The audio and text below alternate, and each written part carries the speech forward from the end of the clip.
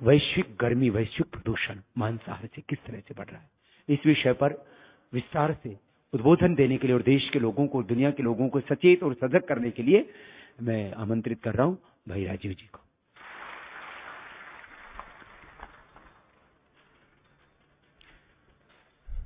परम पूजनीय स्वामी जी, सभी सम्माननीय बहनों भाइयों, भारत स्वाभिमान के अभियान में बहुत सारे महत्वपूर्ण विषयों को हम उठा रहे हैं। ऐसा ही एक बहुत महत्वपूर्ण विषय हमारे लिए और सारी दुनिया के लिए है ग्लोबल वार्मिंग, वैश्विक गर्मी, सारी दुनिया में बढ़ने वाली गर्मी।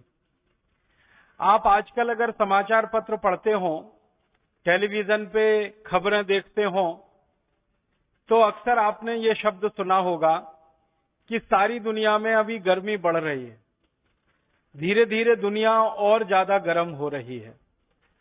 आज से लगभग 100 वर्ष पहले दुनिया का जो औसतन तापमान होता था, उसमें लगभग 2 डिग्री सेंटीग्रेड की वृद्धि हो गई है। हमारे भारत के और दुनिया के बहुत सारे वैज्ञानिक जो इस विषय पर काम कर रहे हैं, उनका ऐसा मानना है कि अगर इसी रफ्तार से दुनिया चलती रही तो अगले 20 से 25 वर्षों में और अधिक से अधिक सन 2050 तक आते आते सारी दुनिया की गर्मी और ज्यादा लगभग 4 डिग्री सेंटीग्रेड तक बढ़ जाएगी। और अगर ये गर्मी बढ़ गई सारी दुनिया में, तो वैज्ञानिकों का ये कहना है कि उत्तरी ध्रुव पर जो बर्फ जमा है, वो बर्फ बहुत तेजी से पिघलना शुरू हो जाएगी। हमारे भारत देश में जो हिमालय में ग्लेशियर हैं, ये ग्लेशियर पिघलना शुरू हो जाएंगे। अगर उत्तरी ध्रुव की बर्फ पिघलती है और हिमालय के ग्लेशियर पिघलते हैं, तो नदियों में पानी बहुत ज्यादा आएगा। और नदियों में पानी का अगर सतह बढ़ती है, तल बढ़ता है, तो ये बढ़ा हुआ नदियों का पानी अंत में जाके समुद्र में मिलेगा, तो समुद्र में पानी बढ़ जाएगा।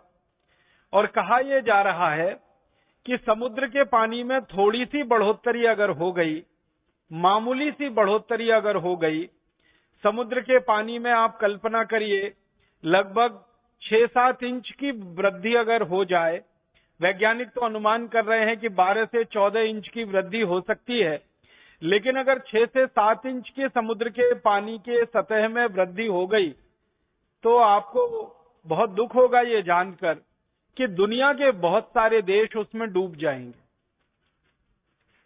और दुनिया के देश जो डूबेंगे, उनमें भारत का भी बहुत बड़ा इलाका है जो समुद्र में डूब सकता है। हमारे भारत में आपको मालूम है कि समुद्र के किनारे लगभग 2 लाख गांव हैं संपूर्ण भारत देश में। कर्नाटक में एक बहुत बड़ा इलाका है जो समुद्र के किनारे है। आंध्र प्रदेश का एक बहुत बड़ा क्षेत्र है जो समुद्र के किनारे है। तमिलनाडु का एक बहुत बड़ा क्षेत्र है, समुद्र के किनारे है। केरल का बहुत बड़ा क्षेत्र है, समुद्र के किनारे है। बंगाल का बहुत बड़ा क्षेत्र है, समुद्र के किनारे है। उड़ीसा का बहुत बड़ा क्षेत्र है, समुद्र के किनारे है। भारत में ऐसे लगभग 12 राज्य हैं जिनका कोई ना कोई इलाका समुद्र से लगता है। और अगर समुद्र के तल में 5-6 इंच से लेकर 12 से 14 इंच की वृद्धि हो गई, तो भारत के लाखों लाखों गांवों का अस्तित्व खत्म हो सकता है। हमारे देश का जो गोवा है, जो सबसे खूबसूरत राज्यों में गिनती किया जाता है, ये गोवा पूरा समुद्र में डूब सकता है। मुंबई का इलाका पूरा समुद्र में डूब सकता है। केरल का आधे से ज्यादा इलाका समुद्र में डूब सकता है। आंध्र प्रदेश का इलाका समुद्र में डूब सकता है आधे से ज्यादा। उड़ीसा, बंगाल, कर्नाटक, कई राज्यों का काफी इलाका समुद्र में डूब सकता है। अगर संख्या में गिनती करें तो भारत के 2 लाख गांवों के लिए खतरे की घंटी है। भारत के 2 लाख गांवों के अस्तित्व के लिए बहुत बड़ा प्रश्न खड़ा होता है। और ये भारत ही नहीं, दुनिया के कई देशों के लिए खतरे की घंटी है। आपको सुनकर ताज्जुब होगा, हैरानी होगी कि दुनिया में कुछ देश तो ऐसे हैं जो पहले से ही समुद्र के सतह से नीचे बसे हुए हैं, और वहां तो ये खतरा सबसे ज्यादा है। एक छोटा सा देश है यूरोप में, उसका नाम है नीदरलैंड, हॉलैंड। ये देश तो समुद्र के नीचे बसा हुआ देश है। ज्यादातर स्थानों पर आप जब जाते हैं ना, तो वहां लिखा रहता है कि ये समुद्र के तल से इतना फीट ऊपर है, ये समुद्र के तल से इतना मीटर ऊपर है। हॉलैंड में जब जाते हैं तो वहां लिखा रहता है कि ये समुद्र के तल से इतना फीट नीचे है या समुद्र के तल से इतना मीटर नीचे है। तो हॉलैंड जैसे देश जो पहले से ही समुद्र तल के नीचे हैं, उनके अस्तित्व को तो और भी बड़ा खतरा है अगर ये दुनिया में गर्मी बढ़ती जाए और इस बढ़ती हुई गर्मी से बर्फ पिघलना शुरू हो जाए, उत्तरी ध्रुवों की बर्फ पिघल जाए, भारत के हिमालय क्षेत्र की बर्फ पिघल जाए, तो लाखों गांवों के लिए, हजारों शहरों के लिए खतरा है। और ये गांव और शहरों के लिए खतरा है, उसके साथ साथ मनुष्य जीवन के लिए खतरा है। आप बोलेंगे वो कैसे? जब गर्मी बढ़ती है तो पूरे वातावरण का जो मौसम का चक्र है ना, वो बदल जाता है।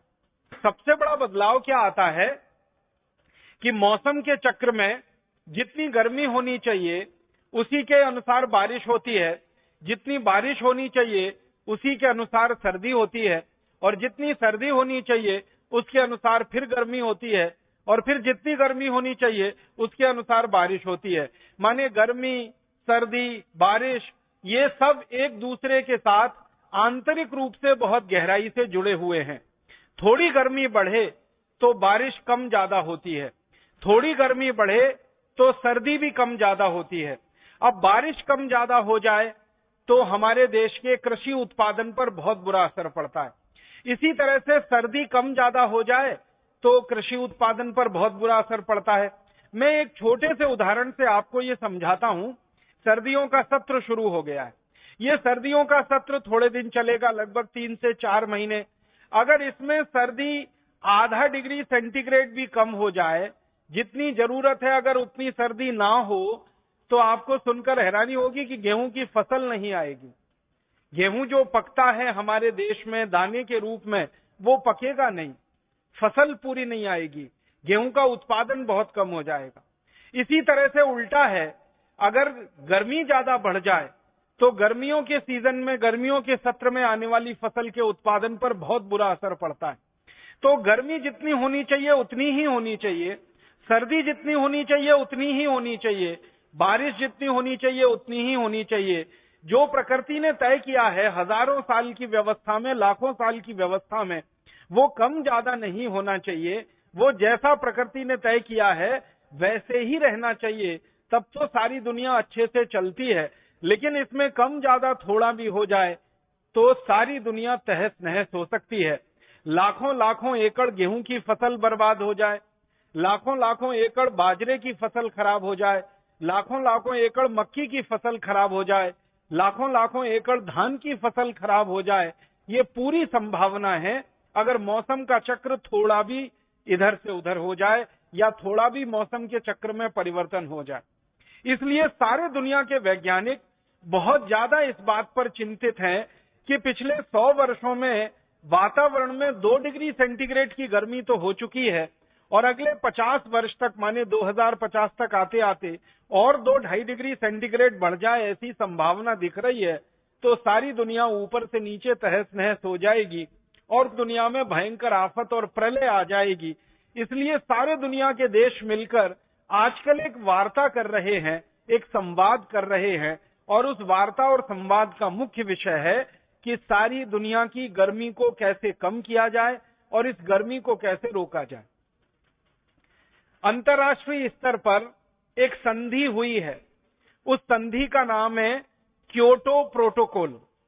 क्योटो एक छोटा सा शहर है जापान नाम के देश में। वहां पर लगभग 4 वर्ष पहले दुनिया के 156 देशों के राष्ट्रपति, प्रधानमंत्री सब लोग इकट्ठे हुए। भारत के भी प्रधानमंत्री गए, अमेरिका के राष्ट्रपति वहां आए, चीन के राष्ट्रपति वहां आए, और दुनिया के सभी 156 देशों के राष्ट्रपति, प्रधानमंत्री वहां एकत्रित हुए। सबने मिलकर आपस में एक फैसला किया, और फैसला ये किया है कि सारी दुनिया में जितनी गर्मी बढ़ रही है उसके कारणों का पता लगाया जाए। जो जो कारण से गर्मी बढ़ रही है उन कारणों को ठीक करने के लिए सारे देश मिलकर प्रयास करें। तो लगभग 4-5 वर्षों से पूरी दुनिया में वैज्ञानिकों के छोटे बड़े दल बने हैं और वो इस बात का अध्ययन कर रहे हैं कि ये जो गर्मी बढ़ रही है इसके सबसे बड़े कारणों में से मुख्य कारण कौन कौन से हैं। तो वैज्ञानिकों ने जो अभ्यास किया अब तक, जो अध्ययन किया है, उसके लिए जो सबसे बड़ा दल बना भारत के वैज्ञानिकों का और दुनिया के वैज्ञानिकों का, उसके अध्यक्ष एक बहुत बड़े वैज्ञानिक बने। उनका नाम है डॉक्टर R.K. पचौरी। उनके नेतृत्व में वैज्ञानिकों का एक बड़ा दल बना। उस दल ने लगभग 4 वर्षों से थोड़े ज्यादा समय अध्ययन किया। अध्ययन करके उन्होंने जो सारी दुनिया को बताया कि गर्मी बढ़ रही है, उसके सबसे बड़े कारणों में से एक कारण है लोगों का जीवन शैली। और लोगों का जीवन शैली में सबसे मुख्य कारण है लोगों के द्वारा मांसाहारी भोजन का उपयोग और उपभोग। हम जानते हैं कि दुनिया में 2 तरह के लोग रहते हैं इस समय। एक तो ऐसे लोग हैं जो जीवन में बचपन से लेकर और उम्र के आखिरी दिन तक शाकाहारी हैं, और एक ऐसे भी लोग हैं दुनिया में जो बचपन से लेकर और उम्र के आखिरी दिन तक मांसाहारी हैं। तो भारत के और दुनिया के वैज्ञानिकों ने जो अध्ययन किया तो पाया कि जो लोगों की जीवन शैली में मांस खाना बहुत ज्यादा है, जो बहुत ज्यादा मांस का उपयोग करते हैं, जो बहुत ज्यादा मांस का उपभोग करते हैं, उनके कारण दुनिया में सबसे ज्यादा गर्मी बढ़ रही है। अगर उस गर्मी के बढ़ने को कोई अंक से निरूपित किया जाए और मैं आपको समझाने के लिए एक सरल अंक का उपयोग करूं, तो ऐसे समझ लीजिए कि दुनिया में 20 कारण हो सकते हैं, 50 कारण हो सकते हैं गर्मी बढ़ने के। उनमें सबसे बड़ा कारण है मांस का उत्पादन और उसका उपभोग। तो मांस का उत्पादन करने वाले जो देश और मांस का उपभोग करने वाले जो देश हैं, वो सबसे ज्यादा गर्मी बढ़ा रहे हैं। अब इस गर्मी बढ़ाने को प्रतिशत में अगर मैं बताने की कोशिश करूं, तो मान लीजिए 100% कुल अंक होते हैं, तो इसमें 25% गर्मी बढ़ रही है, वो मांसाहारी लोगों के जीवन शैली के कारण बढ़ रही है। 18% जो गर्मी बढ़ रही है वो दुनिया में फालतू गाड़ियां चलाने से और बिना जरूरी यात्राएं करने से बढ़ रही है। 25% गर्मी बढ़ रही है मांसाहारी भोजन से, 18% गर्मी बढ़ रही है फालतू के यातायात से, और बची हुई जो गर्मी बढ़ रही है वो बची हुई गर्मी बढ़ रही है प्रदूषण से और औद्योगिक उत्पादन के द्वारा और सेवाओं के द्वारा, और थोड़ा बहुत हिस्सा उसमें खेती और जानवरों के द्वारा। तो कुल मिलाकर गर्मी बढ़ने के इतने सारे कारण हैं।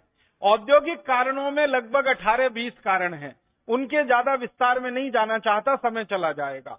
तो औद्योगिक उत्पादन को सारी दुनिया में कहा गया कि एक उत्पादन ऐसा जो बहुत जरूरी है लोगों के जीवन को चलाने के लिए, जो आवश्यक उत्पादन है, और एक उत्पादन ऐसा जो बिल्कुल जरूरी नहीं है, लोगों के जीवन को बिना उस उत्पादन के भी चलाया जा सकता है। जैसे मैं एक उदाहरण दूं कि हम खाना खाते हैं, तो खाना खाने के लिए चावल का उत्पादन करना पड़ता है, गेहूं का उत्पादन करना पड़ता है, चने दाल सब्जियों का उत्पादन करना पड़ता है, फलों का उत्पादन करना पड़ता है, हमें सूखे मेवों का उत्पादन करना पड़ता है। तो इस उत्पादन को माना जाता है ये जरूरी उत्पादन है। इसी तरीके से आपको स्नान करना है तो आपको साबुन चाहिए, कपड़े धोने हैं तो आपको वॉशिंग पाउडर, डिटर्जेंट पाउडर चाहिए, आपको अपने जीवन में दैनिक कामों को पूर्ति करने के लिए जो काम में आने वाली चीजों का उत्पादन है वो भी जरूरी माना जाता है। तो दुनिया में 2 तरह का उत्पादन है, एक जरूरी, गैर जरूरी उत्पादन क्या माना जाता है दुनिया में। उदाहरण के लिए आप अपने घर में रेफ्रिजरेटर का इस्तेमाल करते हैं, तो ये रेफ्रिजरेटर का सारी दुनिया में उत्पादन गैर जरूरी माना जाता है। माने अगर रेफ्रिजरेटर ना भी बने तो भी हमारा जीवन चलाया जा सकता है। इसी तरह से एयर कंडीशनर में हम रहते हैं तो एयर कंडीशनर का उत्पादन गैर जरूरी माना जाता है। तो गैर जरूरी उत्पादन में मैंने 2 उदाहरण दिए, रेफ्रिजरेटर है, एयर कंडीशनर है, और जरूरी उत्पादन में मैंने कहा चना, चावल, दाल, मटर आदि आदि चीजें हैं। तो जो जरूरी उत्पादन है हमारे लिए और सारी दुनिया के लिए, उसके द्वारा जो गर्मी बढ़ रही है वो मात्र 18% है, और जो गैर जरूरी उत्पादन के द्वारा दुनिया में गर्मी बढ़ रही है वो लगभग 32% है। तो 32% गर्मी बढ़ रही है दुनिया में ऐसी वस्तुओं के उत्पादन से जो हमारे और दुनिया के ज्यादा काम की नहीं है, विलासिता की वस्तुएं जिनको हम कह सकते हैं, तो विलासिता की वस्तुओं का उत्पादन करके 32% गर्मी बढ़ रही है, जरूरी वस्तुओं का उत्पादन करके 18% गर्मी बढ़ रही है, 25% अकेली गर्मी बढ़ रही है मांस का उत्पादन करके, और बची हुई जो गर्मी का हिस्सा है वो हमारे फुटकर क्रियाकलापों से बढ़ती रहती है, जिसमें मैंने एक क्रियाकलाप बताया था ट्रांसपोर्टेशन, यातायात। उसमें से एक यातायात जो बहुत जरूरी है और एक यातायात जो बिल्कुल काम का नहीं है, जो गैर जरूरी है। सारे वैज्ञानिकों का यह मानना है कि सबसे ज्यादा अगर गर्मी कम हम कर सकते हैं तो एक ही क्षेत्र में इस समय कम कर सकते हैं, और वो क्षेत्र है मांस के उत्पादन में कमी लाकर और मांस के उपभोग को कम करके सारी दुनिया में गर्मी को कम किया जा सकता है। अगर सारी दुनिया शाकाहारी हो जाए, सारी दुनिया निरामिष हो जाए, सारे दुनिया के लोग मांस खाना बंद कर दें, सारे दुनिया के लोग जानवरों की हत्या करना बंद कर दें, तो सबसे तेजी से गर्मी कम हो सकती है, और वो कुल गर्मी का लगभग 25% है। और फिर आश्चर्य की बात आपको और बताऊं कि अगर मांस उत्पादन खत्म हो जाए सारी दुनिया में और मांस का उपभोग खत्म हो जाए, तो गैर जरूरी जो यातायात की गर्मी है वो भी कम हो जाएगी। क्योंकि आपको सुनकर हैरानी होगी कि जो जरूरी यातायात के लिए डीजल पेट्रोल खर्च होता है, उससे 2.5 गुना ज्यादा गैर जरूरी यातायात के लिए डीजल और पेट्रोल का खर्चा होता है पूरी दुनिया में। आप कोई काम से बहुत जरूरत से अपनी गाड़ी चलाकर जा रहे हैं, उसमें अगर 1 लीटर डीजल खर्च हो रहा है, तो बेकार के फालतू के लिए आप जो जा रहे हैं कहीं या किसी चीज को ला रहे हैं, उसमें 2.5 लीटर खर्च होता है। तो ये मांस का जो उत्पादन होता है दुनिया में, वो कुछ कुछ देशों में होता है, और सारी दुनिया में ये मांस बिक्री के लिए भेजा जाता है। तो मांस का उत्पादन करने के लिए पहले जानवरों को ट्रक में भर भर के किसी मांस के उत्पादन केंद्र तक लाया जाता है, और जानवरों को भर भर के ट्रक में जो लाया जाता है उसमें सबसे ज्यादा डीजल पेट्रोल का खर्चा होता है। फिर उन जानवरों को काट देने के बाद उनका मांस निकाला जाता है, फिर उस मांस को डब्बों में भर भर के दुनिया भर के देशों में बेचने के लिए भेजा जाता है, फिर उसमें फालतू डीजल पेट्रोल का खर्च होता है। एक तो जो यात्रा हो रही है, जानवरों का मांस भर के ले जाया जा रहा है, दूसरा उस मांस को कम तापमान पे रखना पड़ता है ताकि वो जल्दी खराब ना होने पाए, क्योंकि एक देश में मांस का उत्पादन हो रहा है और दूसरे देश में बिक्री के लिए वो जा रहा है। कल्पना करिए कि कनाडा में मांस का उत्पादन हो रहा है और वो भारत में बिक्री के लिए आ रहा है, तो कनाडा से 20,000 मील की दूरी तय करके वो भारत में आएगा, या अमेरिका में मांस उत्पादन हुआ और भारत में आ रहा है, या भारत में मांस उत्पादन हुआ और अमेरिका जा रहा है। तो ये हजारों मील की जो दूरी मांस के लिए तय की जाती है, मांस को एक स्थान से दूसरे स्थान तक ले जाने के लिए, इसमें मांस का लाना ले जाना तो एक बात है, लेकिन मांस को कम तापमान पे रखने के लिए उसको हर समय एयर कंडीशनड स्थिति में रखना पड़ता है। उसमें जो ऊर्जा खर्च होती है वो आने जाने से भी कई गुना ज्यादा होती है। तो वैज्ञानिकों का ये कहना है, सारी दुनिया में, भारत के ही वैज्ञानिक नहीं, सारे दुनिया के वैज्ञानिक अब इस बात पर सहमत हो रहे हैं कि अगर सारी दुनिया के लोग अपनी जीवन शैली को बदल दें, मांस खाना बंद कर दें, मांस का उपभोग बंद कर दें, तो सारी दुनिया की गर्मी 25% कम हो जाएगी, और फालतू जो ट्रांसपोर्टेशन का खर्चा पूरी दुनिया में हो रहा है और उसके कारण जो 32% गर्मी फालतू में बढ़ रही है वो भी कम हो जाएगी। तो 25% एक और 32% एक, दोनों को मिला दो तो लगभग आप कल्पना करो 60% गर्मी तो सीधे कम होती है अगर सारी दुनिया के लोग मांस खाना बंद कर दें और मांसाहारी भोजन का उपभोग करना बंद कर दें। फिर आपके मन में एक तर्क आएगा, और सारी दुनिया के मांस खाने वाले ये तर्क देते हैं कि अच्छा ठीक है, आपकी बात हमने मान ली, भारत स्वाभिमान की बात हमने मान ली, परम पूजनीय स्वामी जी हर समय कहते हैं मांस मत खाओ, उनकी बात हमने मान ली, और सारी दुनिया ने थोड़ी देर के लिए कल्पना करो ये बात मान ली कि मांस नहीं खाएंगे। तो क्या सबके लिए गेहूं है खाने को? क्या सबके लिए चावल है खाने को? क्या इतना कृषि उत्पादन है जो सबका पेट भर सकता है? गेहूं, चावल, चना, दाल, मटर, सब्जियां और फल इतने पैदा होते हैं क्या? दूध इतना पैदा होता है क्या दुनिया में जो सबका पेट भर सकता है? इस विषय को जानने और समझने के लिए मैंने थोड़ा अध्ययन और अभ्यास किया। उसमें से जो आंकड़े निकले हैं और जो जानकारियां निकली हैं वो मैं आपके सामने रखना चाहता हूं, और तब आपको ये बात स्पष्ट हो जाएगी कि अगर सारी दुनिया मांस खाना बंद कर दे तो इस दुनिया में इतना अनाज पैदा हो रहा है कि वो सारी दुनिया के एक एक व्यक्ति का तो पेट भर ही देगा, इसके बराबर की दूसरी दुनिया और पैदा हो जाए तो भी सबका पेट भर देगा। मैं आपको ये आंकड़े से बताने की कोशिश करता हूं। इस समय पूरी दुनिया में 650 करोड़ लोग रहते हैं। भारत में 115 करोड़ लोग हैं, चीन में 140 करोड़ लोग हैं। ये दो देश दुनिया में हैं जो सबसे ज्यादा जनसंख्या वाले हैं। इसके अलावा तीसरा बड़ा देश है अमेरिका, जहां पर लगभग 27 करोड़ हैं। फिर यूरोप के 15 देश हैं, फ्रांस है, जर्मनी है, ब्रिटेन है, हॉलैंड है, स्पेन है, पुर्तगाल है। ये 15 देश मिलाकर इनकी संख्या 30 करोड़ है। फिर अफ्रीका है, फिर लैटिन अमेरिका। सारी दुनिया में लगभग 650 करोड़ लोग हैं। अभी जितना भोजन माने गेहूं, चावल, चना, दाल, मटर, सब्जियां, फल आदि पूरी दुनिया में जो पैदा होता है 650 करोड़ लोगों के लिए तो पर्याप्त है ही। अगर मांस खाना दुनिया में बंद हो जाए और मांस उद्योग पर ताला लग जाए तो जितना भोजन आज पैदा हो रहा है ये 1300 करोड़ लोगों के लिए पर्याप्त हो जाएगा। मैं ये जो कहना चाहता हूं वो ये बात कहना चाहता हूं। अभी तो 650 करोड़ लोग हैं और 650 करोड़ लोग दुनिया में पैदा हो जाएं। एक तरफ आप मान लीजिए कि सारे दुनिया की जनसंख्या दोगुनी हो जाए, 1300 करोड़ लोग पूरी दुनिया में हो जाएं, और दूसरी तरफ मांस उद्योग पर ताला लगा दिया जाए, तो जितना भोजन आज पैदा हो रहा है, जितना अनाज आज पैदा हो रहा है पूरी दुनिया में, वो 1300 करोड़ लोगों का पेट भरने के लिए पर्याप्त है।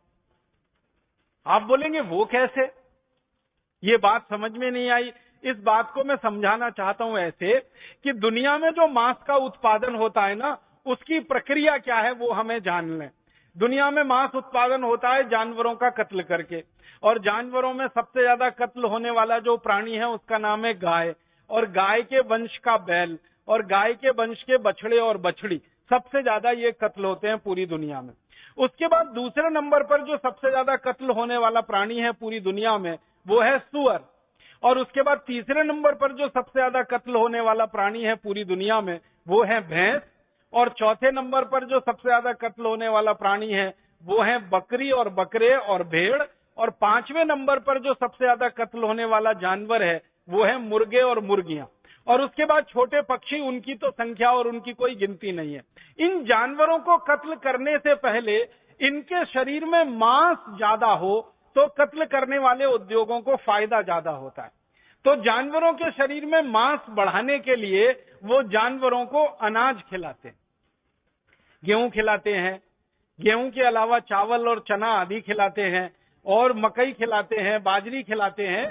तो इन जानवरों को भोजन खिलाया जाता है। ये जानवर सभी प्रकृति से जो है ना घास खाने वाले हैं। गाय घास खाने वाली है, भैंस घास खाने वाली है, इसी तरह से सूअर जो है ना मनुष्य का मल और दूसरी चीजें खाने वाला है। इसी तरह से बकरी और बकरे पूरी तरह से शाकाहारी जीव है, और ये मुर्गा मुर्गी भी ज्यादातर ऐसी चीजें ही खाते हैं।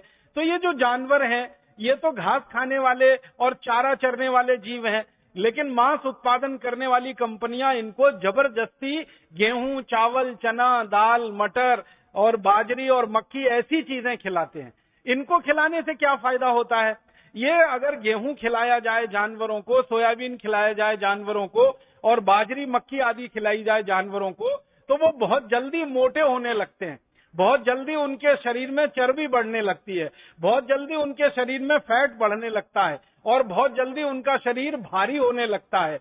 और जानवरों को काटकर बेचने वाले जो लोग हैं उनके लिए तो सबसे अच्छा यही है कि जो जानवर जितना ज्यादा भारी होगा, जितना ज्यादा वजन होगा, उसमें मांस उतना ज्यादा ही निकलेगा, बिक्री होगी तो उसमें मुनाफा उतना ही ज्यादा होगा। तो मांस उत्पादन करने वाली कंपनियां जानवरों को वो भोजन कराती हैं जो भोजन मनुष्य के लिए है। अब वो मनुष्य का भोजन जब जानवरों को करा दिया जाता है तो मनुष्य के हिस्से में भोजन कम पड़ना शुरू हो जाता है, और वही भोजन की कमी हजारों, लाखों, करोड़ों लोगों को भूख से मार देती है। अब मैं थोड़े आंकड़ों की बात करता हूं। सारी दुनिया के जानवरों को गेहूं है, गेहूं से बनने वाली चीजें हैं, मक्की है, मक्की से बनने वाली चीजें हैं, बाजरी और बाजरी से बनने वाली चीजें हैं, सोयाबीन और सोयाबीन से बनने वाली चीजें हैं।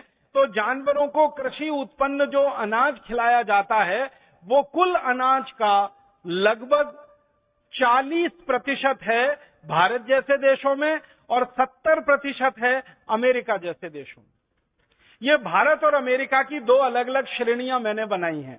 भारत का मतलब है दुनिया के गरीब देश, जैसे भारत एक देश है, इंडोनेशिया है, मलेशिया है, पाकिस्तान है, बांग्लादेश है।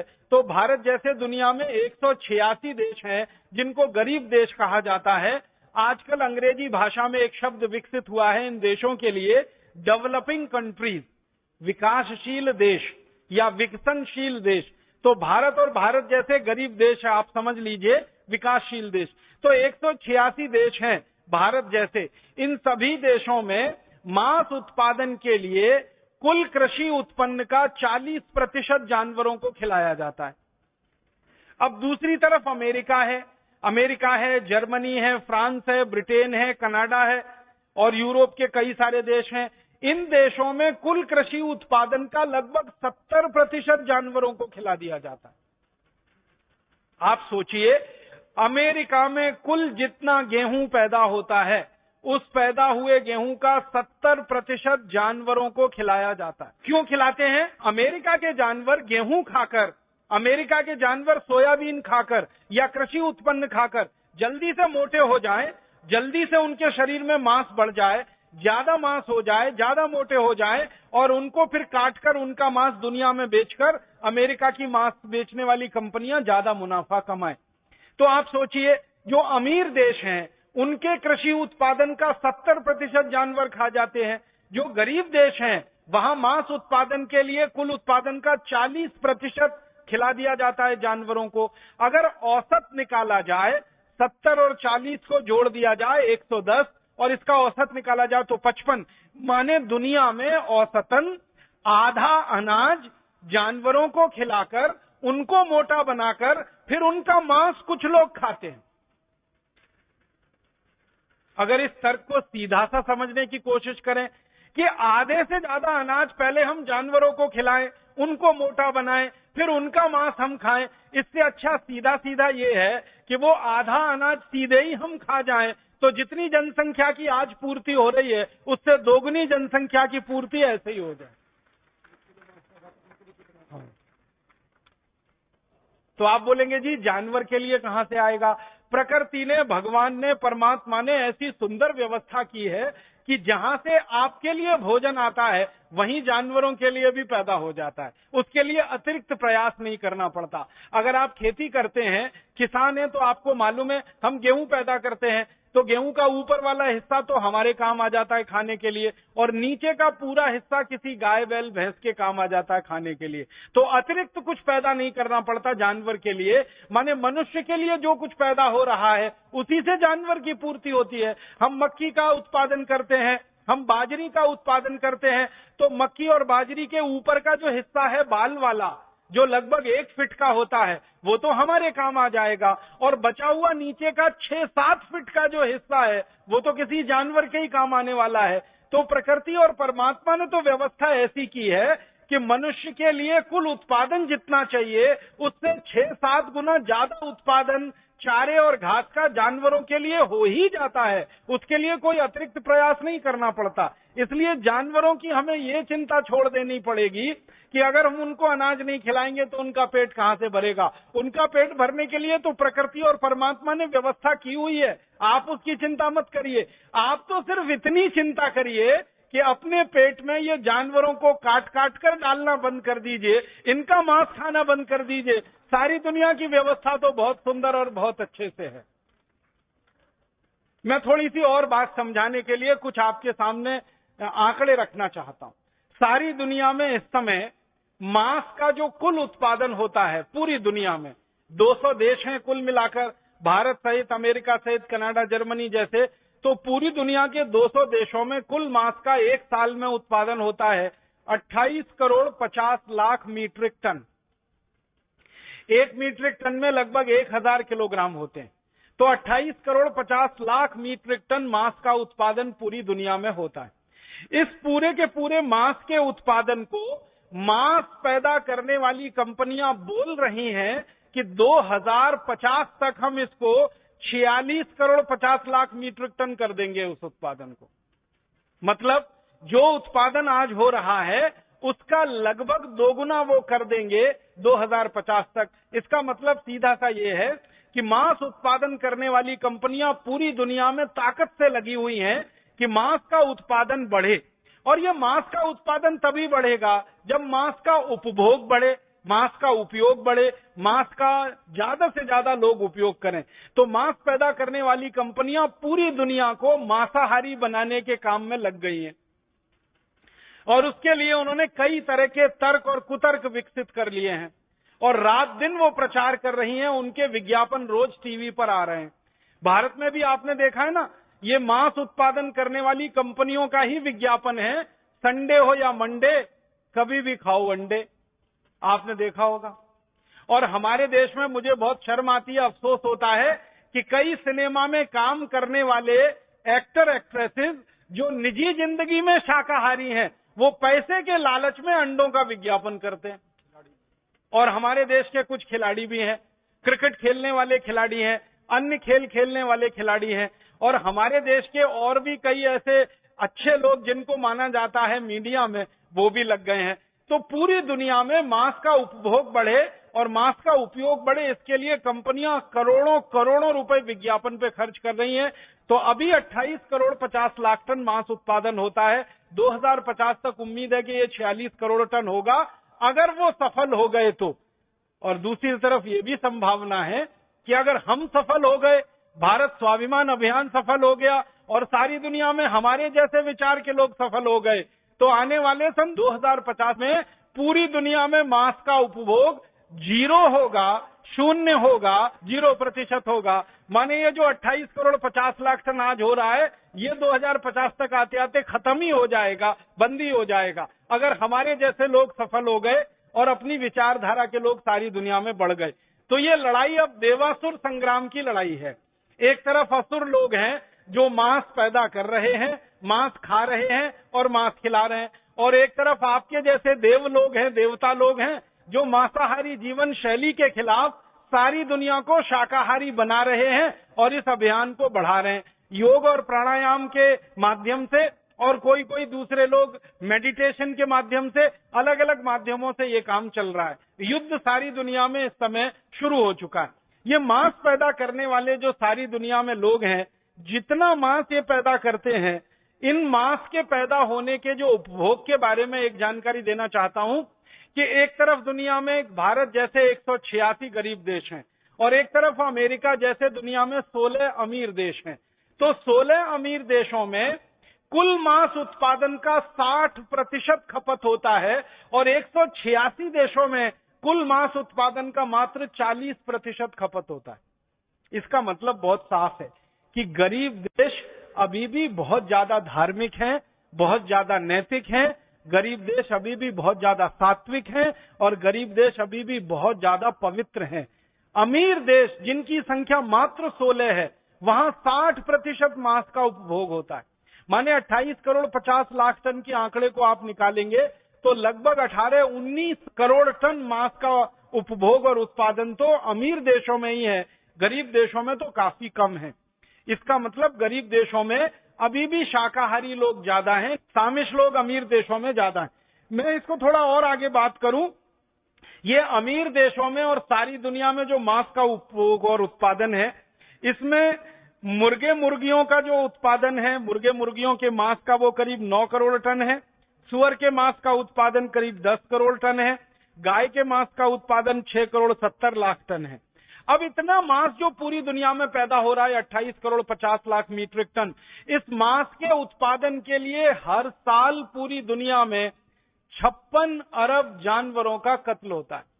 56 अरब जानवरों का माने 5600 करोड़ जानवरों का कत्ल होता है। और ये बड़े जानवर हैं। बड़े जानवर का माने गाय है, बैल है, भैंस है, ये बड़े जानवर हैं। बकरे हैं, बकरियां हैं, मुर्गे हैं, मुर्गियां हैं, वहां तक तो गिनती होती है, सुअर भी इसमें है। उसके नीचे जो छोटे पक्षियों की गिनती है वो अंदाजा लगाया जाता है, उनको गिनना बहुत मुश्किल हो जाता है। तो 5600 करोड़ निर्दोष जानवरों को, मूक जानवरों को, जिन्होंने दुनिया में कभी किसी का अहित नहीं किया, किसी का नुकसान नहीं किया, ऐसे जानवरों को काट दिया जाता है 28 करोड़ 50 लाख मीट्रिक टन मांस पैदा करने के लिए। इस मांस के उत्पादन में भारत की क्या स्थिति है उसके बारे में भी मैं बताना चाहता हूं। भारत में हर साल मात्र 58 लाख मीट्रिक टन मांस का उत्पादन होता है। पूरी दुनिया में 28 करोड़ 50 लाख मीट्रिक टन उत्पादन है मांस का। भारत में मात्र 58 लाख मीट्रिक टन मांस का उत्पादन है। माने पूरी दुनिया के अगर प्रतिशत में निकाला जाए तो पूरी दुनिया के मांस के उत्पादन का 10% निकलेगा तो करीब 2 करोड़ 80 लाख निकलेगा, 5% निकलेगा तो करीब 1 करोड़ 40 लाख निकलेगा। 2.5% के आसपास भारत में मांस का उत्पादन है। पूरी दुनिया के कुल मांस के उत्पादन में भारत की स्थिति 2.5% उत्पादन की ही है। माने अगर दुनिया के हिसाब से आंकड़ों में बात की जाए तो भारत में मांस का उत्पादन अभी काफी कम है। माने भारत में मांस खाने वाले लोग काफी कम है। माने भारत में सबसे ज्यादा संभावना है सभी लोगों के जल्दी से जल्दी शाकाहारी हो जाने की। भारत में जनसंख्या के प्रतिशत के अनुसार मैं बात करूं तो भारत में अगर मान ले 115 करोड़ नागरिक रहते हैं तो आंकड़ों के अनुसार इनमें लगभग 70% नागरिक हैं जो शाकाहारी हैं, जो पूरी तरह से शाकाहार पर जीवन जीते हैं अपना, और 30% भारतवासी हैं जो मांसाहारी हैं, जो मांस खा के अपना जीवन बिताते हैं। भारत में मांस के उत्पादन में गाय का मांस 14 लाख टन पैदा होता है, भैंस का मांस करीब 14 लाख टन पैदा होता है, मटन करीब 2.5 लाख टन पैदा होता है, बकरे बकरी का मांस करीब 4.5 लाख टन है, सुअर का मांस 6,30,000 टन है, मुर्गे मुर्गी का मांस 16 लाख टन है। और इस पूरे मांस को पैदा करने के लिए भारत सरकार के पिछले साल के आंकड़े हैं 2008 के कि ये भारत में 58 लाख मीट्रिक टन मांस पैदा करने के लिए 10 करोड़ 50 लाख जानवरों का पिछले साल कत्ल किया गया। और ये 10 करोड़ 50 लाख जानवरों का जो कत्ल हमारे देश में किया गया, इनमें लगभग 4.5 करोड़ जानवर हैं जो गाय बैल भैंस की कैटेगरी के हैं, माने बड़े जानवर हैं, और बचे हुए सारे छोटे जानवर हैं, बकरे बकरी मुर्गे मुर्गियां आदि आदि। तो भारत देश में लगभग 3,600 तो सरकार के रजिस्टर्ड कत्ल खाने हैं और करीब 36,000 अनरजिस्टर्ड कत्ल खाने हैं। इनके द्वारा कुल मिलाकर ये 10 करोड़ जानवर हर साल काटे जा रहे हैं और उसमें से 58 लाख मीट्रिक टन मांस पैदा हो रहा है। ये भारत की स्थिति है। इसी तरह चीन के बारे में अगर बात करूं तो चीन में हर साल 12 करोड़ मीट्रिक टन मांस पैदा होता है। और इसी तरह अमेरिका की बात करें तो अमेरिका में 4.5 करोड़ मीट्रिक टन मांस हर साल पैदा होता है। यूरोप की बात करें तो यूरोप में हर साल करीब 3.6 करोड़ मीट्रिक टन का है और दूसरे देशों में उससे कुछ कम है। अब ये जो मांस उत्पादन हो रहा है सारी की सारी दुनिया में, भारत सहित, इस मांस उत्पादन में 4-5 नुकसान सबसे बड़े हो रहे हैं। मैंने आपसे सबसे पहले कहा कि जो अनाज हम मनुष्य को खिलाने के लिए पैदा करते हैं वो अनाज का एक बहुत बड़ा हिस्सा जानवरों को खिलाया जा रहा है और जानवरों को मोटा बनाकर उनका मांस खाया जा रहा है। अगर जानवरों वाला अनाज सीधे मनुष्य को खाने को मिल जाए तो सारी दुनिया की भुखमरी खत्म हो जाए एक बार में ही।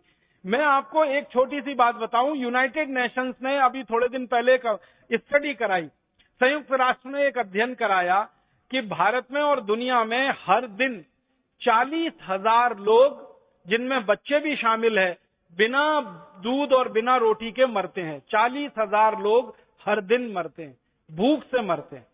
और सारी दुनिया में लगभग 200 करोड़ लोगों को भूखमरी की हालत है। पूरी दुनिया की लगभग 1/3 आबादी भूखमरी के कगार पर है। मैंने आपसे कहा था कि 650 करोड़ की पूरी दुनिया है, उसमें 200 करोड़ लोगों को हर समय भूखमरी की हालत रहती है और इनमें से 40,000 लोग हर दिन मर जाते हैं सारी दुनिया में भूख के कारण।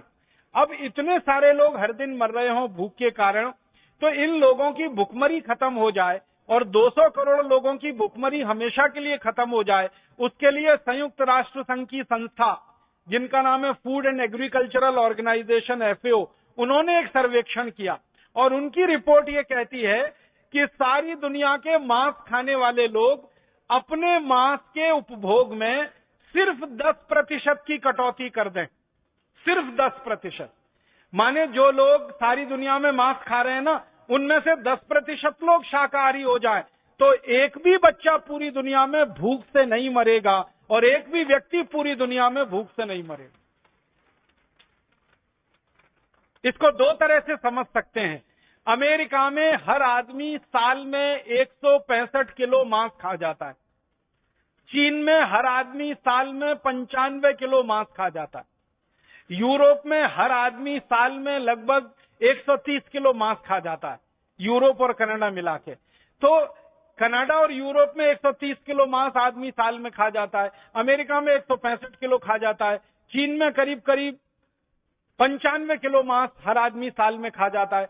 भारत में हर आदमी साल में जो मांसाहारी है 3.5 किलो मांस खा जाता है।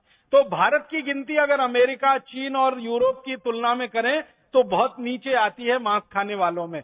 फिर भी भारत के लोग अगर 10% मांस कम खाएं या भारत में 10% लोग शाकाहारी हो जाएं, अमेरिका में हर आदमी जो 165 किलो मांस साल का खा रहा है, वो अगर 165 किलो मांस को 150 किलो कर दे साल में खाना, या कनाडा का आदमी 120 किलो कर दे या 115 किलो कर दे और चीन का आदमी 80 किलो कर दे, अपने अपने मांस में 10% की कटौती कर दें अगर वो खाने में, तो दुनिया के 200 करोड़ लोगों का हमेशा के लिए पेट भरा जा सकता है। और 40,000 बच्चे जो रोज भूखे मर रहे हैं और बड़े लोग भी उनके साथ मर रहे हैं, उनकी जिंदगी में कभी भूखमरी से मौत नहीं हो सकती है। मतलब सीधा सा ये है कि मांसाहारी जीवन अगर छोड़ते हैं तो दुनिया के सारे लोगों को जिंदा रहने के लिए रास्ता खुलता है, दुनिया के लोगों का पेट भरता है। ये कितनी बड़ी बात है। और ये बात अभी अध्ययन में से निकल कर आई है जो संयुक्त राष्ट्र की संस्थाओं ने किया है। इसका मतलब बहुत साफ है कि दुनिया में जो लोगों को सेवा करनी है और लोगों का पेट भरना है, लोगों का जीवन अच्छा बनाना है, अगर सब मिलकर पूरी ताकत से एक ही काम में लग जाएं कि लोगों का मांस छुड़ा दें या लोगों को शाकाहारी बना दें, तो इतनी बड़ी सेवा पूरी दुनिया की हो सकती है, शायद ही कोई दूसरी सेवा उसके सामने हो। भूखे को भोजन देना और मरते हुए को जीवन देना, इससे बड़े पुण्य का काम पूरी दुनिया में कोई नहीं होता। भारत के शास्त्रों में और भारत के पुराने ऋषि महर्षियों के द्वारा किए गए आप्त वचनों में जो सबसे महत्व की बात है वो ये है, भूखे को भोजन देना, मरते हुए को जीवन देना, इससे बड़ा सेवा का और पुण्य का कोई काम नहीं है। तो अगर दुनिया के भूखे लोगों को भोजन देना है, मरते हुओं को जीवन देना है, तो हम सब पूरी दुनिया के लोगों को एक ही काम में ताकत से लग जाना चाहिए, लोगों को शाकाहारी बनाना चाहिए, लोगों का मांस छुड़वाना चाहिए। दुनिया के लोगों को शाकाहारी हो जाने में कितने फायदे हैं और दुनिया के लोग अगर मांसाहारी बने रहे तो कितने नुकसान हैं, छोटी छोटी कुछ बातें मैं आपको बताना चाहता हूं। एक बात यह बताना चाहता हूं कि एक साथ पूरी दुनिया में सबसे ज्यादा प्रदूषण अगर फैलता है तो मांस खाने वाले लोगों के कारण फैलता है। क्यों? प्रदूषण में जिन जिन चीजों को हम गिनते हैं, हवा जहरीली हो रही है, पानी जहरीला हो रहा है, हवा में कमी आ रही है, पानी में कमी आ रही है, और खेत के लिए काम आने वाली मिट्टी में खराबी आ रही है, और जंगल तेजी से कट रहे हैं, पूरी दुनिया में पेड़ों की संख्या कम हो रही है। ये सब कारण माने जाते हैं पर्यावरण प्रदूषण। दुनिया में जो जो अध्ययन हो रहे हैं वैज्ञानिकों के द्वारा, वो अध्ययन ये बता रहे हैं कि सारी दुनिया में तेजी के साथ जो जंगलों में कटाई हो रही है, उस कटाई का सबसे बड़ा कारण है मांस उद्योग का बढ़ते चले जाना। तेजी से जंगल खत्म हो रहे हैं, तेजी से जंगल कट रहे हैं, वो मांस उद्योग के कारण जंगल कट रहे हैं और जंगल खत्म हो रहे हैं। आप बोलेंगे वो कैसे हो रहे हैं? मांस उद्योग के द्वारा मांस का उत्पादन करने के लिए और उत्पादन को पैक करने के लिए और उस पैकिंग को एक जगह से दूसरी जगह भेजने के लिए सबसे ज्यादा जो कच्चा माल खर्च हो रहा है वो लकड़ी खर्च हो रही है। आपने देखा है मांस के जो पैकेट होते हैं, जो डब्बे बनाए जाते हैं, उन डब्बों में जो मटेरियल इस्तेमाल किया जाता है, जिन चीजों से वो डब्बे बनाए जाते हैं, उन चीजों का सबसे ज्यादा आने का काम वो जंगल से ही होता है। जंगल में खास किस्म के पेड़ों का कटना, उसके द्वारा खास किस्म के कागज का उत्पादन और उस खास किस्म के कागज का पैकिंग के लिए उपयोग, और उस पैकिंग को एक जगह से दूसरी जगह भेजने के लिए और बड़ी पैकिंग का उपयोग। इसमें सबसे ज्यादा जंगल कटते हैं और उन जंगलों के कटने से सारी दुनिया में पर्यावरण का प्रदूषण हो रहा है। वैज्ञानिकों का यह कहना है कि तेजी के साथ जंगलों की समाप्ति अगर हमें रोकनी है और जंगलों को बढ़ावा देना है तो ये मांस उद्योग को बंद कर दिया जाए, तभी ये संभव हो पाएगा, अन्यथा वो संभव नहीं हो पाएगा। दूसरा, सारी दुनिया में पानी का सबसे ज्यादा खर्चा अगर कोई करता है तो ये मांस उद्योग करता है। मैं आपको एक हैरान करने वाले आंकड़े की तरफ ध्यान दिलाना चाहता हूं।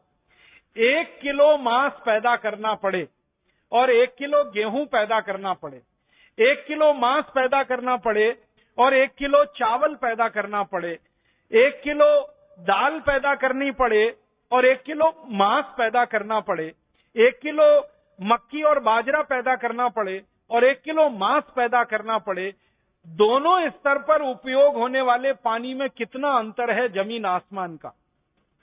आप जानते हैं सबसे ज्यादा पानी का उपयोग होता है चावल की खेती में।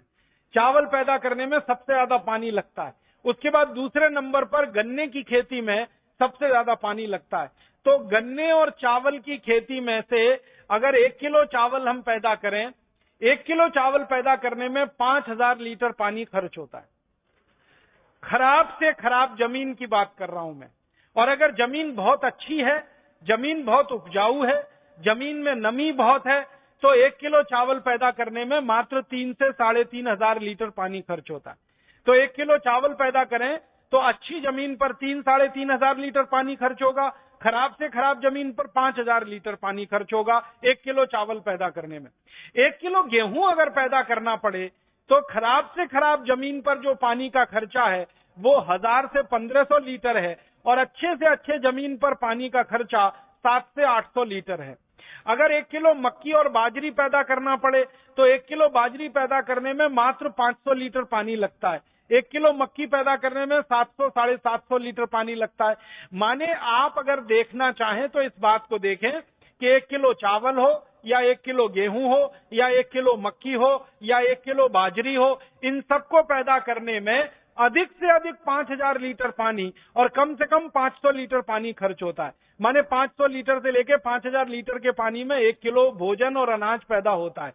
अब दूसरी तरफ हम देखें, 1 किलो मांस पैदा करना पड़े, गाय का मांस पैदा करना पड़े जिसको बीफ कहते हैं, सुअर का मांस पैदा करना पड़े जिसको पोर्क कहते हैं, और मटन आदि कोई भी मुर्गे मुर्गियों का मांस पैदा करना पड़े तो 1 किलो मांस पैदा करने में 70,000 लीटर पानी खर्च होता है।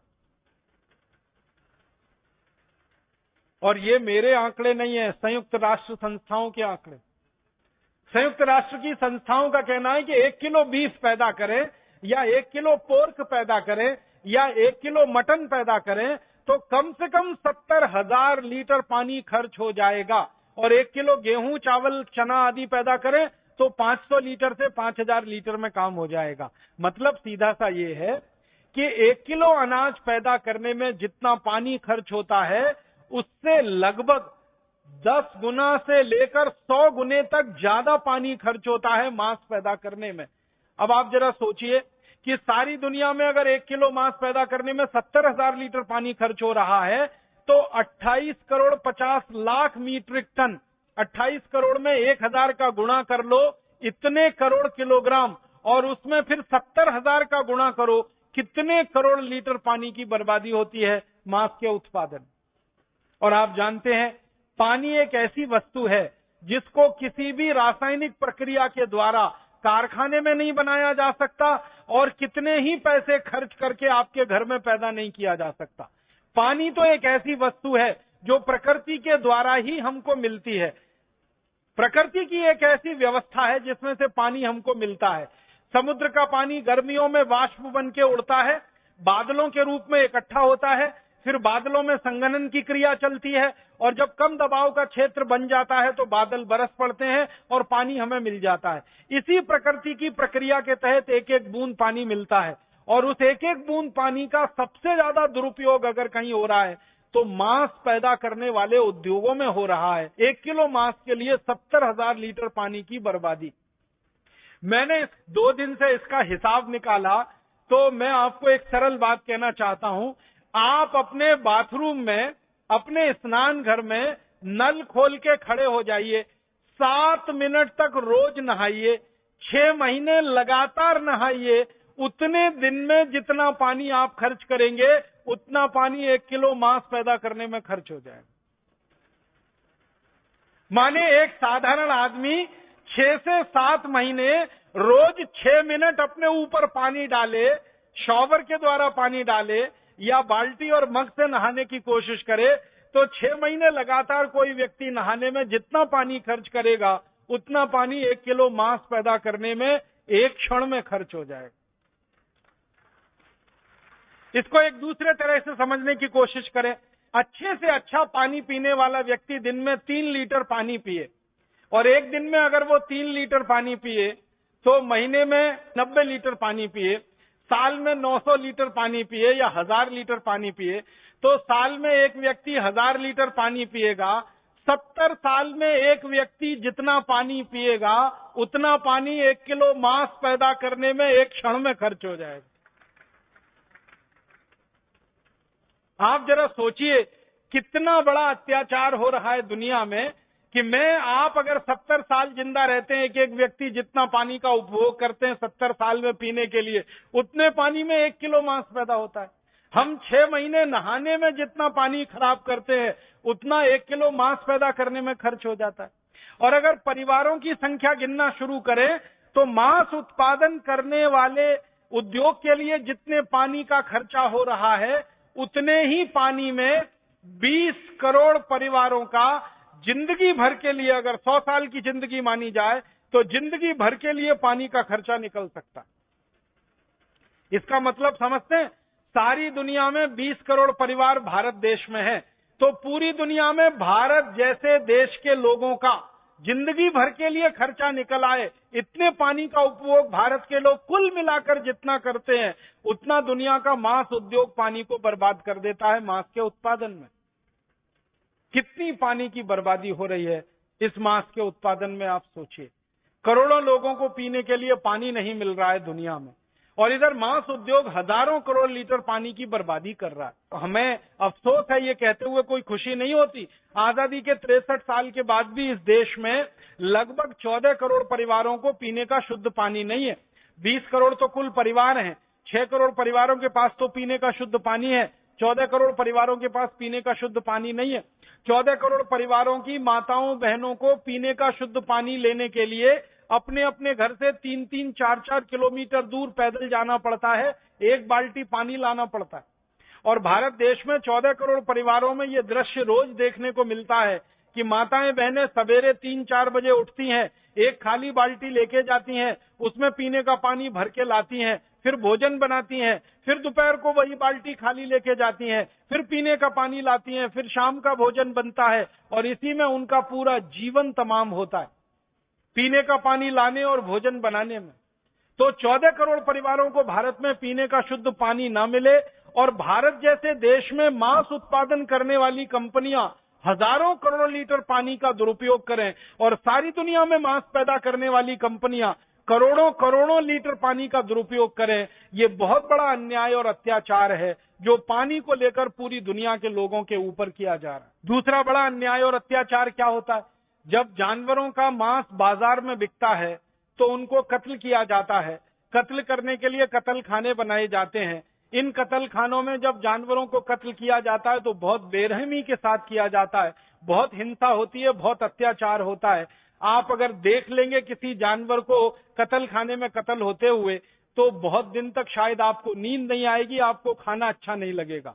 इतने ज्यादा बर्बरता से जानवरों को कत्ल किया जाता है। और जानवरों का कत्ल होते समय उनकी जो चीत्कार निकलती है, उनके शरीर से जो स्ट्रेस हार्मोन निकलते हैं और उसकी जो शॉक वेव्स निकलती हैं, वो पूरी दुनिया को तरंगित कर देती हैं, कंपायमान कर देती। आपको एक छोटे से उदाहरण से समझाता हूं। जब किसी जानवर को काटा जाता है तो क्या स्थिति होती होगी, आप इसको थोड़ी देर की कल्पना करके समझने की कोशिश करिए। आपके ऊपर अगर कोई व्यक्ति हमला करे और आपको मार डालने की कोशिश करे तो आपने महसूस किया है, आपके दिल की धड़कन बढ़ जाती है। उस समय आपने महसूस किया होगा आपके माथे पे बहुत तेज पसीना आने लगता है, आपकी हथेलियों में पसीना आने लगता है, आपके पांव में पसीना आने लगता है, आपके दिल की धड़कन बढ़ जाती है, आपका ब्लड प्रेशर बहुत तेजी से बढ़ने लगता है। माने शरीर में कुछ खास तरह के परिवर्तन आते हैं जब कोई हमारे ऊपर हमला करता है। और हमला करने की स्थिति में हमारा शरीर, हमारा मन दो ही प्रयास करता है, या तो हमलावर से हम लड़ जाएं, भिड़ जाएं, या वहां से भागकर अपनी जान बचाएं। तीसरा कोई प्रयास आपका शरीर उस समय नहीं कर सकता। तो आप सोचिए कि जब आपके ऊपर कोई हमला करने के लिए तैयारी करता है और आपके शरीर में इस तरह के बड़े परिवर्तन आते हैं, तो जानवरों की जब हत्या की जाती है तो उनके ऊपर जब हमला किया जाता होगा तो उनके शरीर में कितने परिवर्तन आते होंगे। कत्ल खानों को अंदर से जिन लोगों ने देखा है, कत्ल खानों के ऊपर जिन लोगों ने फिल्में बनाई है, कत्ल खानों के ऊपर जिन लोगों ने वीडियो फिल्में बनाई है, वो सारी दुनिया में अभी उपलब्ध है। कभी आप चाहें तो आपको भी वो सब दिखाई जा सकती हैं। लेकिन मैंने तो वो फिल्में देखी हैं, मुझे 3-3 दिन नींद नहीं आई है, बहुत सारे दिन तक खाना खाने का दिल नहीं किया है। इसलिए कई बार लगता है कि लोगों को ये हिंसा क्यों दिखाई जाए, क्रूरता क्यों दिखाई जाए। बहुत तकलीफ की स्थिति में जानवरों को काटा जाता है। गाय को जब काटते हैं, भैंस को जब काटते हैं, बैल को जब काटते हैं, ऐसे ही नहीं काट देते एकदम में, धीरे धीरे उनको तड़प तड़प के मरने के लिए मजबूर होने की स्थिति में काटते। पहले तो उनको भूखा रखा जाता है और बार बार भूखा रख के उनके शरीर को कमजोर किया जाता है। फिर इनके ऊपर गर्म पानी की बौछार डाली जाती है और वो गर्म पानी 70 डिग्री सेंटीग्रेड से लेकर 100 डिग्री सेंटीग्रेड तक का होता है।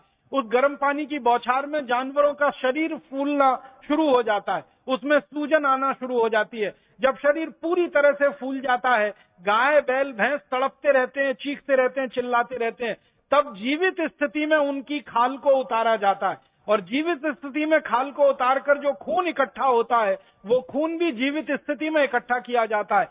फिर गर्दन पे एक तरफ छोटा सा कट लगाया जाता है, गर्दन एक तरफ लुढ़क जाती है, फिर उसमें से बल बल बल बल खून निकलना शुरू होता है। तब तक जानवर तड़पता रहता है, अपने को छुड़ाने की कोशिश करता रहता है, लेकिन कसाई उसको पूरी तरह से मार नहीं देते हैं। जब धीरे धीरे स्पंदन कम होते जाते हैं, तब जाके पूरी गर्दन काटी जाती है। फिर उसके पांव अलग से काटे जाते हैं, फिर शरीर का एक एक अंग उसमें से निकाला जाता है। अंदर की अंतड़ियों को खींच के निकालते हैं, बड़ी आंत को खींच के निकालते हैं, छोटी आंत को खींच के निकालते हैं। माने इतनी ज्यादा बर्बरता और क्रूरता के साथ उनको कत्ल किया जाता है। अक्सर ये देखा गया है कि जानवरों में जैसे गाय है, या तो बैल है, या तो भैंस है, या तो सुअर है, या तो मुर्गे मुर्गियां हैं, इनकी गर्दन पर जब एक कट लगा देते हैं, पूरी गर्दन नहीं काटते, तो वो जिंदा रहने के लिए इतना चीखते, तड़पते, चिल्लाते हैं कि कोई उनकी चीख पुकार सुन नहीं सकता, सिवाय उन बहरे कानों के जो रोज उनको काट काट के उनके मांस को डब्बों में पैक करते। बहुत क्रूरता होती है। अब आप क्या समझते हैं, ये जो क्रूरता होती है, इस क्रूरता में जानवरों की जो चीत्कार निकलती है, जो चीखें निकलती हैं, वो पूरे वातावरण में ही घूमती रहती हैं। आज का जो आधुनिक विज्ञान है, उस आधुनिक विज्ञान ने यह सिद्ध किया है कि मरते समय किसी व्यक्ति के मुंह से निकली गई चीख पुकार, वो जानवर हो या व्यक्ति हो, अगर उसको क्रूरता से मारा जाता है, अगर उसको हिंसा से मारा जाता है, तो उसके शरीर से निकलने वाली जो चीख पुकार है, उनको वाइब्रेशंस में, उनको वेव्स की थ्योरी में जब समझाया जाता है, तो स्ट्रेस हार्मोन जो निकलते हैं शरीर से और उनसे जो निगेटिविटी निकलती है, जो निगेटिव वेव्स निकलती हैं, वो पूरे वातावरण को बुरी तरह से प्रभावित करती। और उस वातावरण पर पड़ने वाले प्रभाव का अन्य सभी मनुष्यों के ऊपर प्रभाव पड़ता है, और अन्य सभी मनुष्यों के मन में नकारात्मक भाव ज्यादा से ज्यादा आते हैं। और नकारात्मक भाव जब ज्यादा से ज्यादा लोगों में आते हैं, तो हिंसा करने की प्रवृत्ति लोगों में बढ़ती है। तो जानवरों को हिंसा करके जिस तरह से मारा जाता है, उस हिंसा की प्रतिक्रिया सीधे साधे सच्चे भोले भाले लोगों के ऊपर भी बहुत ज्यादा तेजी से होती है। दुनिया के वैज्ञानिक अब इस बात पर सहमत हो रहे हैं कि जानवरों को मारकर जो हिंसा हो रही है और उससे जो शॉक वेव्स निकल रही हैं सारी दुनिया में, ये सीधे साधे भोले भाले स्वस्थ लोगों के मन मस्तिष्क को इतनी ज्यादा प्रभावित कर रही हैं कि लोग बहुत ज्यादा नकारात्मक और हिंसक हो रहे हैं। और नकारात्मकता और हिंसा सारी दुनिया में बढ़ रही है, तो अत्याचार और पाप पूरी दुनिया में बढ़ रहा है, वो जानवरों की होने वाली हत्या। दिल्ली विश्वविद्यालय में 2 प्रोफेसर हैं जिन्होंने पिछले 20 साल इस पर रिसर्च किया और अध्ययन किया है, उनका तो ये दावा है। वो दोनों प्रोफेसर इस देश के, एक का नाम है श्री मदन मोहन और एक दूसरे उनके सहयोगी, बहुत बड़े भौतिक शास्त्री हैं दोनों। भारत सरकार ने उनको पुरस्कार दिया है इस बात के लिए। उनकी फिजिक्स की रिसर्च ये कहती है कि जानवरों को जितना ज्यादा कत्ल किया जाएगा, जानवरों को जितना ज्यादा हिंसा से मारा जाएगा, उतना ही अधिक दुनिया में भूकंप आएंगे, उतने ही अधिक दुनिया में जलजले आएंगे, उतने ही अधिक दुनिया में प्राकृतिक आपदा होगी, उतने ही अधिक दुनिया में संतुलन बिगड़ेगा, असंतुलन बढ़ेगा। ये कोई ज्योतिष व्यक्ति का कहना नहीं है, कोई पाखंडी व्यक्ति का कहना नहीं है। भौतिक शास्त्री इस देश में जिनको भारत सरकार ने पुरस्कार दिया है, प्रोफेसर मदन मोहन, उनकी रिसर्च है, उनकी थीसिस है। 20 साल काम किया उन्होंने इस विषय पर। उन्होंने काम किया कि जहां जहां कत्ल खाने दुनिया में है, भारत में और वहां जाकर उन्होंने रहकर देखा, शॉक वेव्स को उन्होंने एब्जॉर्व किया और उनको नापा, उनको तौला, उनका अभ्यास किया और उन्होंने पाया कि ज्यादा से ज्यादा दुनिया में प्राकृतिक रूप से जो दुर्घटनाएं हो रही हैं, उनका एक बड़ा कारण कत्ल खाने हैं और उनमें से निकलने वाले जानवरों की चीख पुकार है।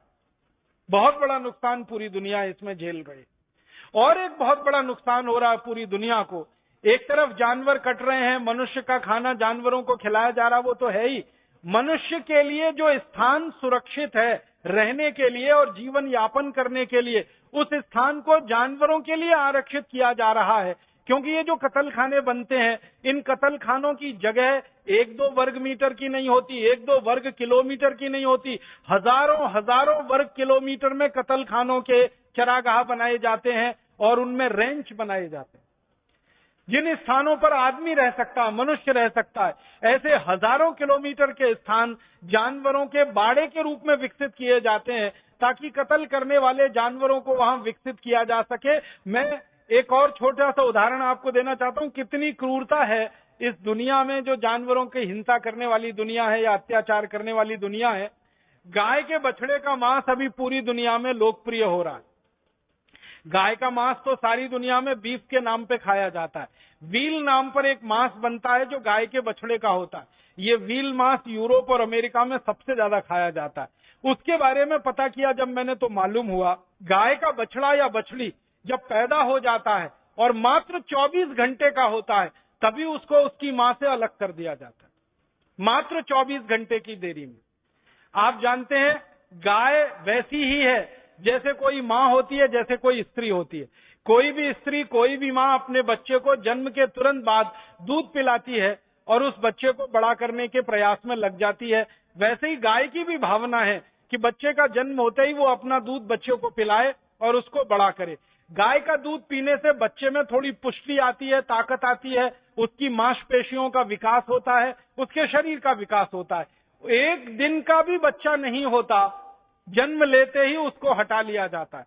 फिर उस बच्चे को ले जाकर एक ऐसे स्थान पर रखा जाता है जहां ना वो खड़ा हो सकता है, न बैठ सकता है, न लेट सकता।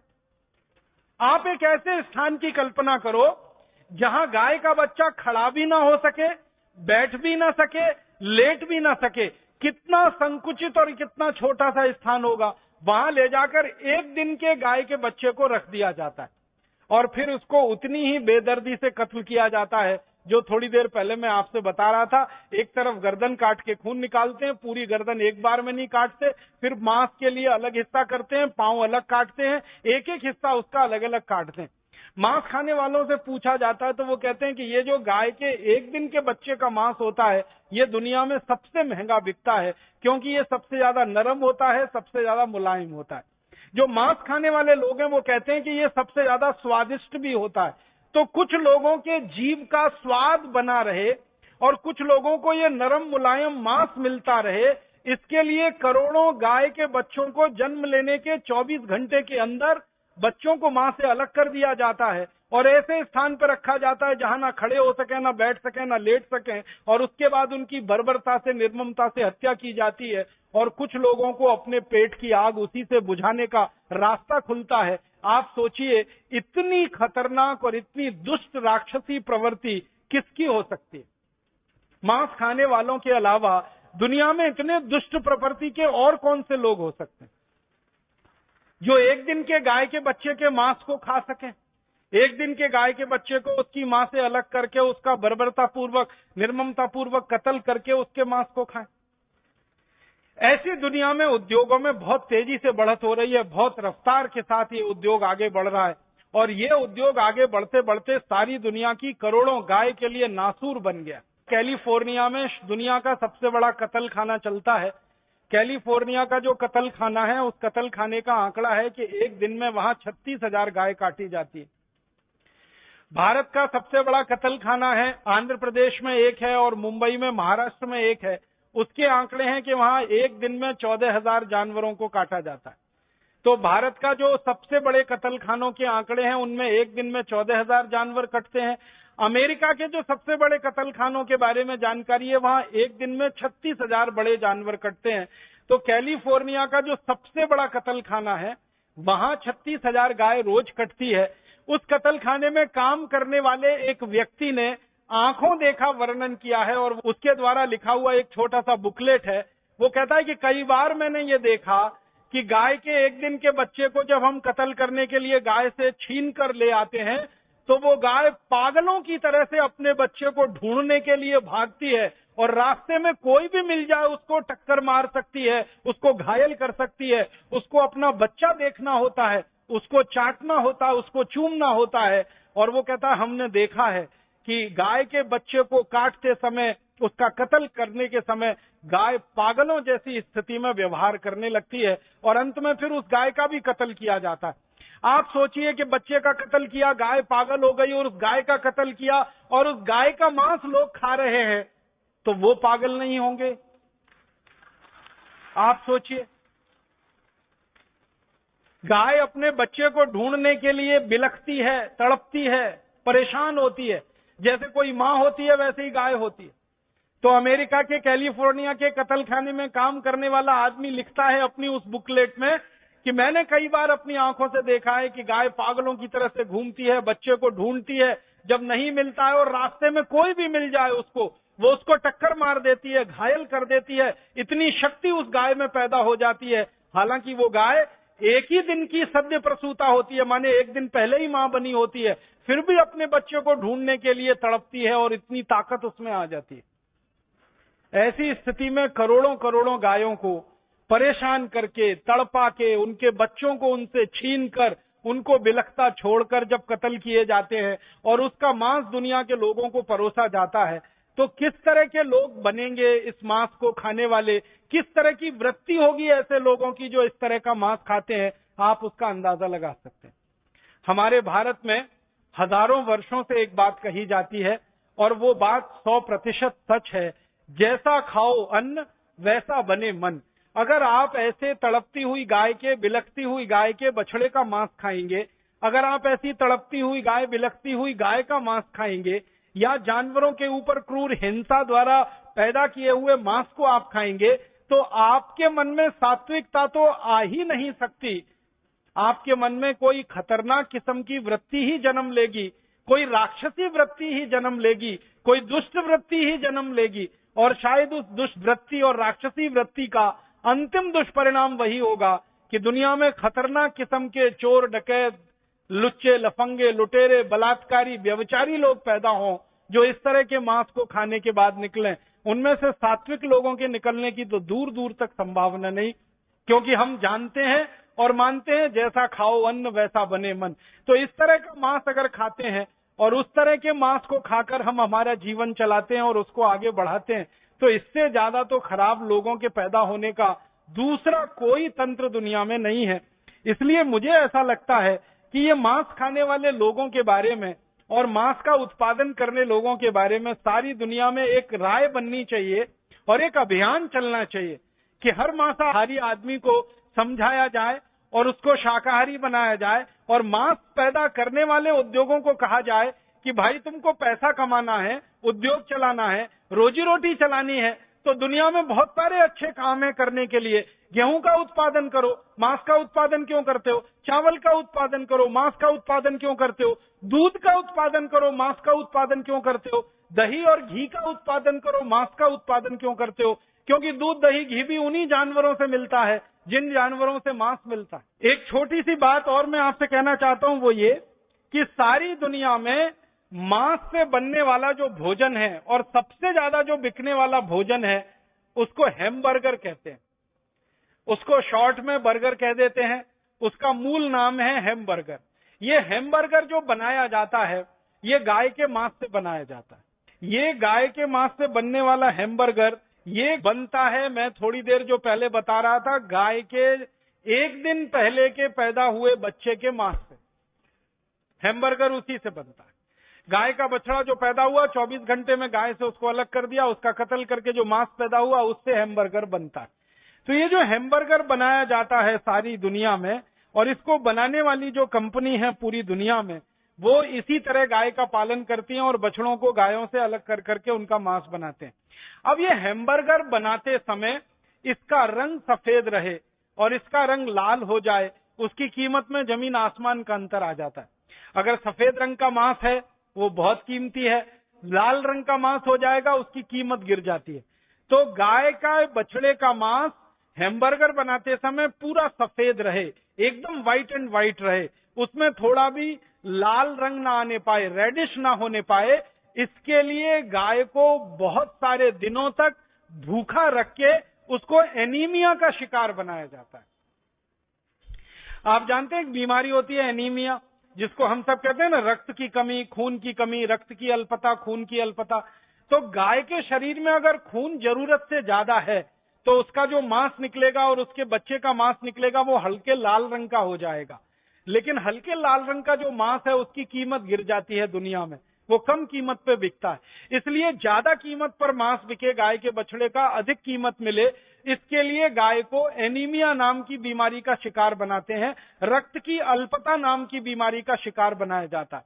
और गाय को इस बीमारी का शिकार बना के उसके बच्चे को इस बीमारी में लाया जाता है। तो गाय जब गर्भवती होती है, मां बनने वाली होती है, तो गर्भ के समय में उसको जो पोषण मिलना चाहिए ताकि उसको रक्त की कमी ना हो, खून की कमी ना हो, जैसे हम हमारे घर में हमारी मां की देखभाल करते हैं जो गर्भवती होती है, और हमेशा ये ध्यान रखा जाता है कि गर्भवती मां को कभी भी रक्त की कमी ना हो, खून की कमी ना हो। इसके लिए डॉक्टर अलग तरह से दवाएं लिखता है, घर वाले भोजन की अलग व्यवस्था करते हैं। ऐसे ही गाय के साथ होता है। लेकिन ये कितने क्रूर लोग हैं, कितने दुष्ट लोग हैं जो मांस का उत्पादन करते हैं पूरी दुनिया में, कि ये हैमबर्गर बनाना है, सफेद रंग का मांस मिले तो ज्यादा अच्छा बनेगा, तो उसके लिए गाय के खून में कमी आए, गाय के बच्चे के खून में कमी आए, तो गाय को गर्भावस्था में पूरा खाना नहीं देते, आधा भूखा रखते हैं उसको। कभी कभी तो उसके कुल भूख का मात्र 1/3 खाना ही देते हैं। और कितने दिन, लगभग गाय के पूरी गर्भावस्था के समय में, जो वो लगभग 9 महीने 10 महीने तक, गाय लगभग 9 महीने में मां बनती है, भैंस लगभग 10 महीने में मां बनती है। तो गाय को 9 महीने तक लगातार पूरा भोजन ना देकर, कम भोजन देकर, उसकी जरूरत का 1/3 और आधा ही भोजन देकर उसको जिंदा रखा जाता है। और मरने भी ना पाए और ठीक से जिंदा भी ना रहने पाए, ऐसी स्थिति में उसको रख के उसको खून की कमी पैदा की जाती है, और उस खून की कमी में उसका मांस थोड़ा सफेद हो जाता है। आपने देखा है किसी व्यक्ति में खून की कमी हो, किसी मां बहन बेटी को खून की कमी हो ना, तो लगती है कि वो थोड़ी गोरी है। बहुत सारी माताएं बहनें बेटियां जो दिखने में बहुत गोरी लगती हैं, उनका जब रक्त परीक्षण किया जाता है तो पता चला खून की कमी होती है। उनको लगता है कि वो गोरी दिख रही हैं, ज्यादा सफेद दिख रही हैं, या रंग में थोड़ा हल्का पीलापन आया। वास्तविकता जब पता चलती है कि खून की कमी है, शरीर में रक्त की कमी है। तो जब रक्त की कमी होती है तो शरीर में हल्का पीलापन और सफेदी आ जाती है। तो गाय के शरीर में भी खून की कमी लाके उसमें सफेदी और पीलापन लाया जाता है, ताकि उसका मांस सफेद निकले, उसके बच्चे का मांस सफेद निकले, और उसके बाद फिर उसकी हत्या हो, और उसकी हत्या के बाद मांस सारी दुनिया में बेचा जाए। इतनी क्रूरता गाय, बच्चे और जानवरों के साथ मांस का उत्पादन करने वाले लोग करते रहते हैं। और इस क्रूरता में हर दिन अमेरिका में 90,000 गाय कटती है। इस क्रूरता में हर दिन 90,000 गाय इसी क्रूरता के साथ अमेरिका में काटी जाती है। जब हम रात को सोकर सवेरे उठते हैं और 24 घंटे हमारे दिन के बीत जाते हैं, उतनी देर में अमेरिका में 90,000 गाय कट जाती है। भारत में भी आंकड़े बहुत खराब हैं। इस भारत देश में भी हर दिन लगभग 14,000 गाय कट जाती है इसी क्रूरता से। मुझे बहुत अफसोस है ये कहते हुए कि अमेरिका में तो गाय को कत्ल करने के लिए बाकायदा कानून है। अमेरिका में केंद्र स्तर पर कानून है, राज्य स्तर पर कानून है। अमेरिका में 50 राज्य हैं, 50 राज्यों की राज्य सरकारों ने गाय को कत्ल करने के लिए कानून बना रखे हैं। लेकिन भारत में तो 17 राज्य ऐसे हैं जिनकी राज्य सरकारों ने गाय के संरक्षण के लिए कानून बना रखे हैं। गाय का कत्ल नहीं होना चाहिए इसके लिए कानून बना रखे हैं। फिर भी भारत के उन 17 राज्यों में रोज गाय कटती है और रोज कटने वाले गाय की संख्या इस समय 14,000 के आसपास है। अमेरिका में हर साल लगभग 1,000 करोड़ जानवर कटते, हर साल 1,000 करोड़ जानवर कटते। इसी तरह यूरोप के देशों में हर साल करीब 700 करोड़ जानवर कटते। इसी तरह चीन में हर साल लगभग 350 से 400 करोड़ के आसपास जानवर कटते हैं और भारत में हर साल मैंने आपसे कहा करीब 10 करोड़ जानवर कटते हैं। सारी दुनिया में ये कटने वाले जानवरों की संख्या लगातार बढ़े और इसकी वृद्धि हो, इसके लिए मांस उत्पादन करने वाली कंपनियां लगी हुई हैं। सारी दुनिया में सबसे ज्यादा शोध हुई है पिछले 50 साल में इस विषय पर कि शाकाहारी जीवन अच्छा या मांसाहारी जीवन अच्छा।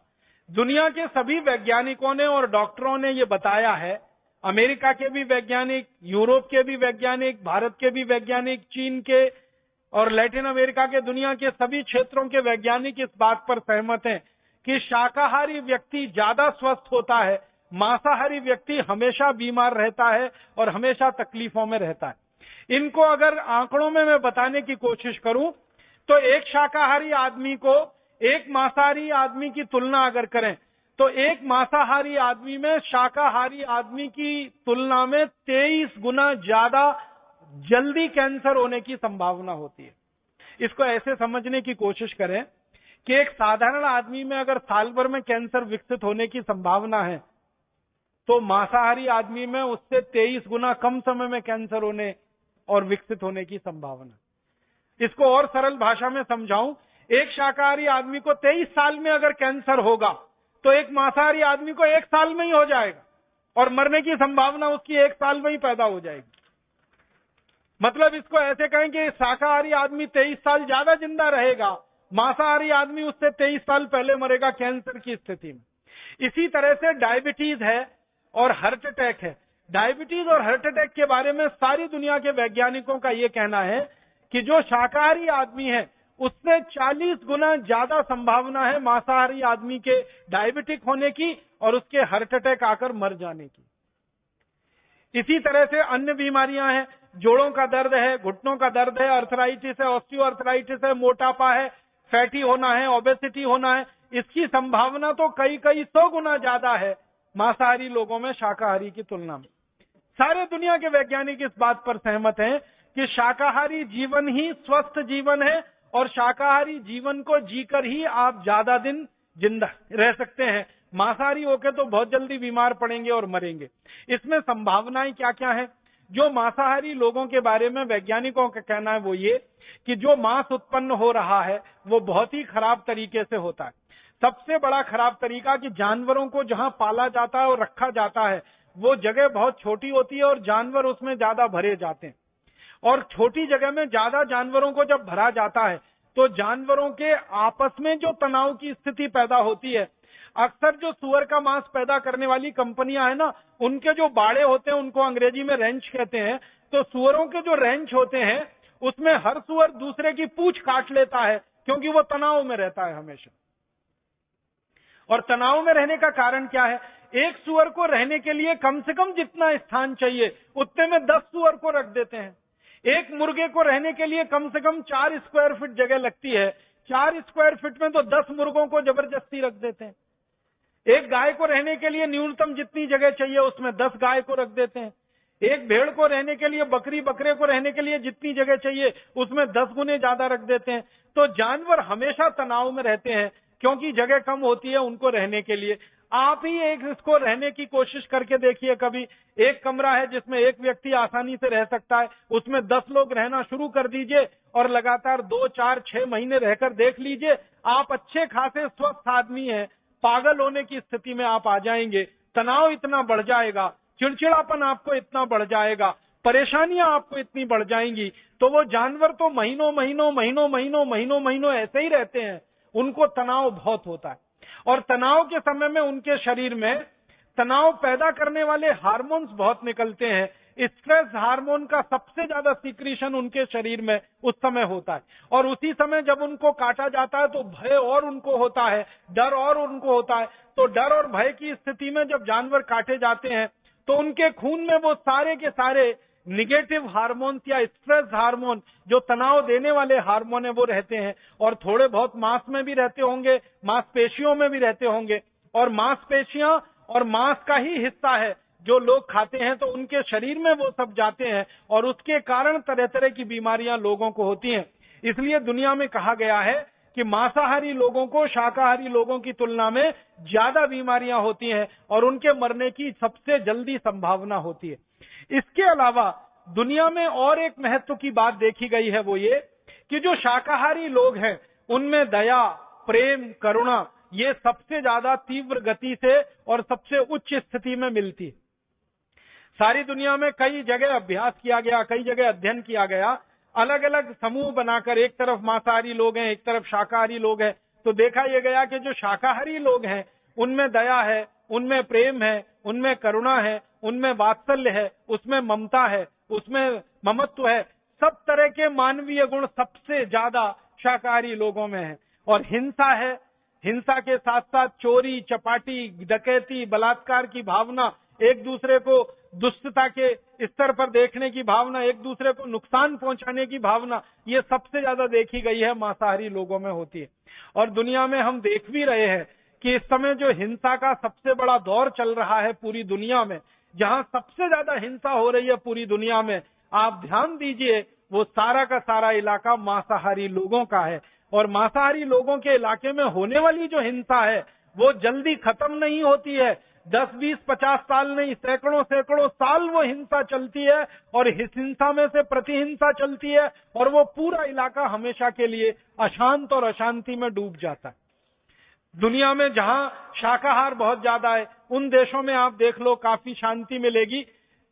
मैंने ये देखा इस अध्ययन में कि जो शाकाहारी लोग हैं वो गरीब हैं, भुखमरी के शिकार हैं, उनमें कुछ महामारियां भी हो सकती हैं, लेकिन सबसे ज्यादा शांति उन्हीं के इलाके में, जहां सबसे ज्यादा शाकाहारी लोग हैं पूरी दुनिया।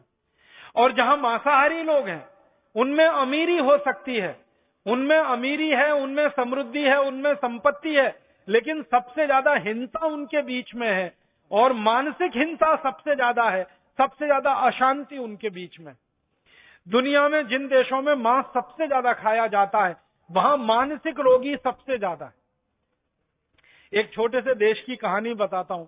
स्पेन नाम का एक देश है और स्वीडन नाम का एक देश है। स्वीडन को दुनिया में कहा जाता है सबसे ज्यादा अमीर देश है। स्वीडन को कहा जाता है वहां विकास का मानदंड सबसे ऊंचा है।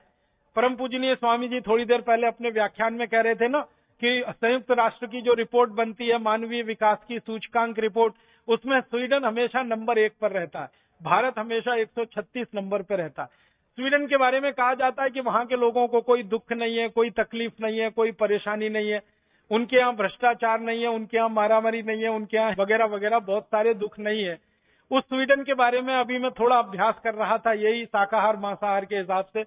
तो स्वीडन है तो छोटा सा देश, लेकिन मांस सबसे ज्यादा खाया जाता है और मांस का उपभोग सबसे ज्यादा है। तो स्वीडन के कुछ डॉक्टरों ने और वैज्ञानिकों ने एक अध्ययन किया, वो इस बात के लिए कि स्वीडन की सड़कें दुनिया में सबसे अच्छी हैं, सबसे अच्छी सड़कें हैं पूरी दुनिया में स्वीडन में है। ऐसा कहा जाता है कि स्वीडन की सड़कें हैं वो रबर की सड़कें हैं। जैसे आप रबर की सड़क पर चल रहे हैं तो स्वीडन की सड़कें इतनी अच्छी हैं। लेकिन स्वीडन के वैज्ञानिकों का कहना है कि सबसे ज्यादा दुनिया में पीठ दर्द के मरीज अगर कहीं हैं तो वो स्वीडन में ही है। जिनकी सड़कें सबसे अच्छी हैं, जहां पर गाड़ी ऐसे चलती है जैसे पानी में मछली फिसलती हो, वहां के लोगों के पीठ में दर्द क्यों होना चाहिए? भारत जैसे देश की सड़कों के बारे में ये कहा जाए तो समझ में आता है, क्योंकि भारत में तो सड़कें कम है, खड्डे ज्यादा हैं। यहाँ तो सड़क के बीच में खड्डे नहीं है, खड्डों के बीच में से सड़क निकलती है।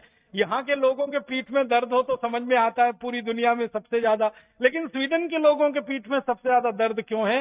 तो वहां के वैज्ञानिकों का कहना है कि ये साइकोसोमेटिक डिसऑर्डर है। वहां के लोगों को मनोदैहिक, जो चिकित्सा करने वाले वैज्ञानिक है वो कह रहे हैं कि इसकी ज्यादा असंतुलन में से पैदा हुई बीमारियां हैं, उनका सड़कों से कोई लेना देना नहीं है। और उनका कहना है कि ये बीमारियों का एक बड़ा कारण उनके यहाँ है, वो मांसाहारी भोजन है और मांसाहारी जीवों की हत्या है और उनसे निकलने वाली हिंसा है। तो ये अभी अध्ययन सारी दुनिया में हो रहे हैं और बता रहे हैं कि कैंसर ज्यादा हो रहे हैं, डायबिटीज ज्यादा हो रही है, हार्ट अटैक ज्यादा हो रहे हैं, ब्रेन हेमरेज ज्यादा हो रहे हैं, कोलेस्ट्रॉल ज्यादा बढ़ रहा है, मोटापा ज्यादा बढ़ रहा है, हमारे घुटनों के दर्द, कमर के दर्द, कंधों के दर्द ज्यादा बढ़ रहे हैं मांसाहारी लोगों को। तो हम क्यों फालतू में इस दुनिया में जाएं, मांस खाने वाले बने? इसलिए मेरा आप सभी से एक विनम्र निवेदन है। मैं तो ये मान के आपसे ये बात कह रहा हूं कि हम में से तो शायद ही कोई भारत स्वाभिमान का कार्यकर्ता होगा जो मांसाहारी अब तक बचा होगा, अन्यथा तो वो शाकाहारी हो गया होगा।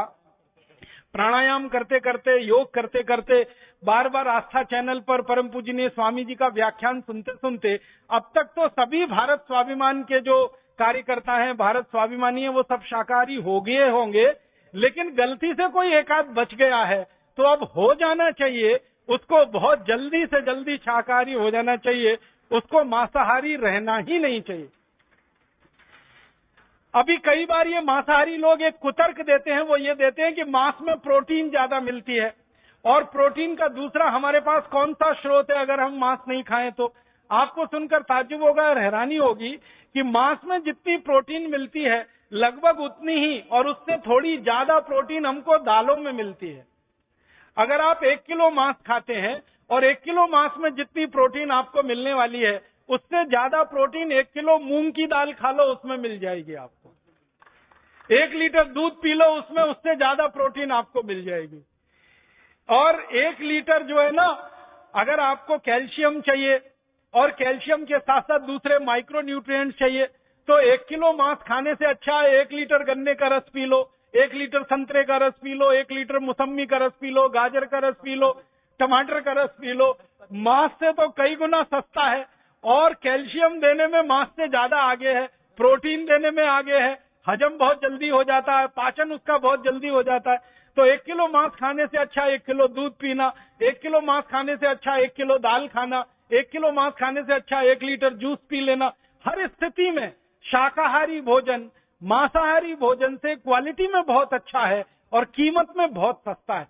मैंने अभी थोड़ी देर पहले एक कैलकुलेशन किया, वो ये कि अगर हम 1 एकड़ खेत में खेती करें और 1 एकड़ खेत की खेती में साल में 4 फसल लें और 4 फसल में गेहूं भी हो, 4 फसल में चावल भी हो जाए, 4 फसल में दालें भी हो जाएं, कुछ सब्जियां भी हो जाएं, तो 1 एकड़ खेत में जितनी खेती हम करेंगे साल भर में उसमें 22 लोगों का भोजन हम दे सकते हैं।